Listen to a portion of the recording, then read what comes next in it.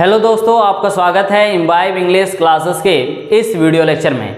देखिए, आज के इस वीडियो लेक्चर में मैं आपको बताने वाला हूं कि हैज़ बीन और हैव बीन के बाद कब हमें टू लगाने की ज़रूरत पड़ती है। जब टू के बाद कोई स्थान आता है, कोई जगह आता है तब, और कब हमें हैज़ बीन और हैव बीन के बाद इन लगाने की ज़रूरत पड़ती है जब इसके बाद कोई स्थान आता है तब, यानी कोई जगह आता है तब।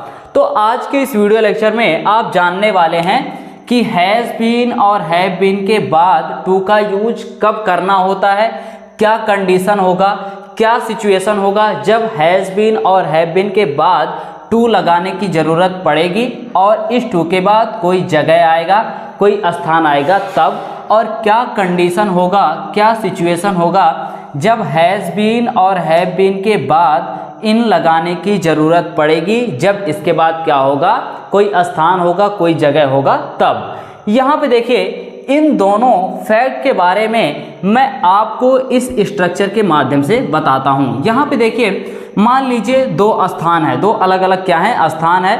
यहाँ पे इस स्थान का नाम क्या है, इस स्थान का नाम है यूपी, और इस स्थान का नाम क्या है, इस स्थान का नाम है दिल्ली। यहाँ पे यूपी और ये क्या है, दिल्ली। अब मान लीजिए यहाँ पे यूपी में आप और हम क्या कर रहे हैं, हम और आप बात कर रहे हैं एक दूसरे से, और आप मुझसे एक क्वेश्चन करते हैं। वो क्वेश्चन क्या, आप ये मुझसे पूछते हैं कि बताइए क्या आप कभी दिल्ली गए हुए हैं, यानी क्या आप कभी दिल्ली गए हुए हैं, आपने क्या कभी दिल्ली देखा है। तो मैं आपसे क्या कहता हूँ, मैं आपसे कहता हूँ ये कि हाँ मैं दिल्ली गया हूँ। यहाँ पे देखिए, मैंने आपसे क्या कहा, मैंने आपसे ये कहा कि मैं दिल्ली गया हूँ। वास्तव में मैं अभी दिल्ली में हूँ नहीं, लेकिन मैं दिल्ली गया हूँ कभी, और मैं अभी कहाँ पे हूँ, मैं यूपी में हूँ। तो यहाँ पे देखिए कंडीशन क्या है, यहाँ पे कंडीशन ये है कि आप रहते हैं कहीं दूसरे जगह, लेकिन अगर आपने कभी पास्ट में, ठीक है, कब, पास्ट में उस स्थान पर गए हुए रहते हैं और कोई आपसे इस तरह से क्वेश्चन करता है तो आप इस तरह से कहते हैं कि मैं दिल्ली गया हूं या मैं उस स्थान पर गया हूं। तो देखिए, इस तरह के सेंटेंस को आप कैसे बनाएंगे इंग्लिश में जब आपको बनाना होगा, ठीक है, अभी मैं आपको बताऊंगा। उससे पहले मैं दूसरे कंडीशन के बारे में बात कर लेता हूं। यहाँ पे मान लीजिए मैं कहाँ पे हूँ, मैं हूँ दिल्ली में। मैं कहाँ पे हूँ, मैं दिल्ली में हूँ, और मैं दिल्ली में एक लंबे समय से रह रहा हूँ। मैं दिल्ली में क्या हूँ, एक लंबे समय से रह रहा हूँ। आप क्या करते हैं, आप यहीं पे आ जाते हैं दिल्ली में, और मुझसे क्वेश्चन करते हैं कि बताइए आप दिल्ली में कब से रह रहे हैं। तो मैं ये कहता हूँ कि मैं दिल्ली में रह रहा हूँ या मैं दिल्ली में हूँ एक लंबे समय से। यहाँ पे मैं दिल्ली में हूँ लंबे समय से।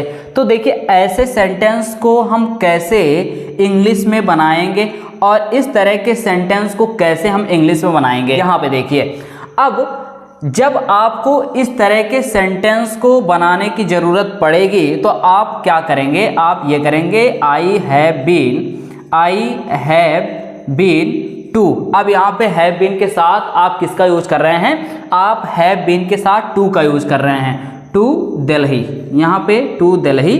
और आप इस तरह के सेंटेंस को कैसे बनाएंगे, इस तरह के सेंटेंस को बनाएंगे आई हैव बीन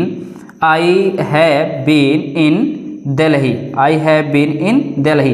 तो यहाँ पे देखिए, यहाँ पे हैव बीन के साथ आपने टू का यूज किया, और इसके बाद कोई एक स्थान आ रहा है, स्थान का नाम आ रहा है, और यहाँ पे हैव बीन के साथ इनका यूज किया गया, और इस इनके बाद कोई स्थान आ रहा है। तो ये कंडीशन कब होगा, किस तरह से बोला जाएगा, मैंने आपको बता दिया।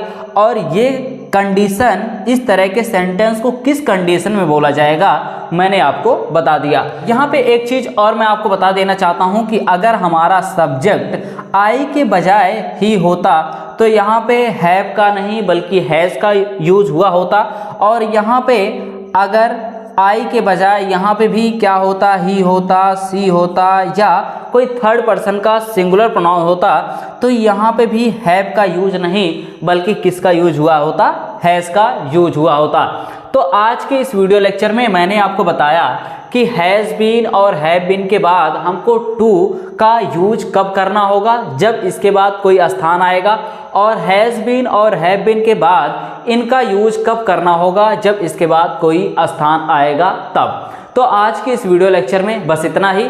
फिर मिलते हैं आपसे जल्द ही एक नए वीडियो लेक्चर के साथ, नए टॉपिक के साथ। थैंक यू इस पूरे वीडियो को देखने के लिए।